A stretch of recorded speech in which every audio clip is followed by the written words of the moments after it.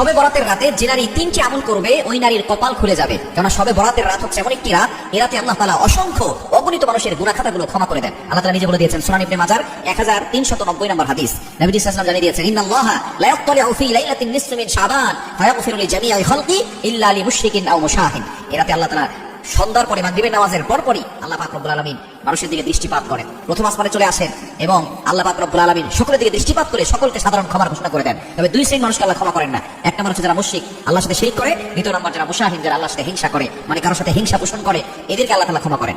এজন্য এই দুইটি কোয়ালিটি থেকে আমাদেরকে দূরে সরে আসতে হবে এবং নারীরা মা বোনরা 3টা কাজ করবে। এক নম্বর হচ্ছে আপনি আপনার প্রয়োজনীয় নামাজগুলো করবেন।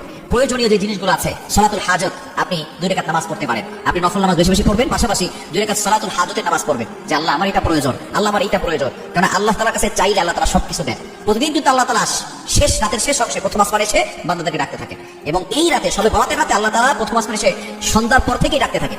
আর আমরা অনেক সময় হালুয়া রুটি বানাতে ব্যস্ত হয়ে পড়ি। মা বোনরা এরা তেমন করবেন, নফল নামাজ পড়বেন, 2 রাকাত সালাতুল হাজতের নামাজও পড়বেন, প্রয়োজনের নামাজ, এটা পড়ে আল্লাহর কাছে দোয়া করবেন, আল্লাহ তাআলা আপনার সকল প্রয়োজন পূরণ করে দিবেন। দ্বিতীয় নাম্বার হচ্ছে তাওবা, ইস্তেগফার করবেন, যত বেশি পারেন তাওবা করবেন, ইস্তেগফার করবেন। আল্লাহ তাআলা নিজে বলে দিয়েছেন 28 নম্বর পারা 20 নম্বর পৃষ্ঠার 2 নম্বর লাইন, সূরা তাহরিমের 8 নম্বর আয়াতে, ইয়া আইয়ুহাল্লাযীনা আমানু তুবু ইলাল্লাহি তাওবাতান নাসুহা, ওই হ্যাভ বিলিভার্স ইমানদারগণ, তোমরা সঠিকভাবে তাওবা করো, তোমাদের সব গুনাহ আল্লাহ তাআলা ক্ষমা করে দিবেন। এজন্য সঠিকভাবে আল্লাহর কাছে তাওবা করতে হবে, তাওবা ইস্তেগফার করবেন, ক্ষমা প্রার্থনা করবেন। কারণ আপনি যদি এই রাতে ক্ষমা না পান, তাহলে কিন্তু আপনার থেকে হতভাগা